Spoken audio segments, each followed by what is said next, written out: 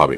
ফরজ রোজার নিয়ত এটি রাতের গভীরে অর্থাৎ রাতেই করতে হবে, রাতের মধ্যভাগে কিংবা শুরুতে শেষে যেভাবেই হোক সাদিকের আগে আগে রাতের মধ্যেই করতে হবে জমহুর উলামাদের মতে, অর্থাৎ মালিকি, শাফি এবং হাম্বলি ফোকাহে কেরামের মতে। তবে ফোকাহে আহনাফ এর মতে দিনের বেলায় দ্বিপ্রহরের আগে আগে নিয়ত করলেও কিন্তু রমজানের ফরজ রোজা আদায় হয়ে যাবে।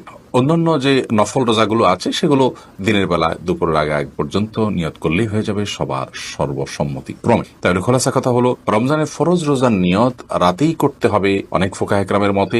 তবে হানাফি ফোকাহে কেরামের মতে ইমাম আবু হানিফা রাহিমাহুল্লাহর মাযহাব অনুপাতে তার থট অনুযায়ী দিনের দুপুরের আগ পর্যন্ত যদি এই সময়ের মধ্যেও নিয়ত করে ফেলে কেউ, তাতেও তার রমজানের ফরজ রোজা আদায় হয়ে যাবে। তবে শর্ত হলো এর মধ্যে পান বা আহার বা রোজা ভঙ্গকারী কোনো কিছু না করে থাকতে হবে। মিজান হাসান আপনি লিখেছেন, রমজানে উমরা করার বিশেষ কোনো ফজিলত আছে কিনা, উমরা করার কি নির্দিষ্ট কোনো সময় আছে?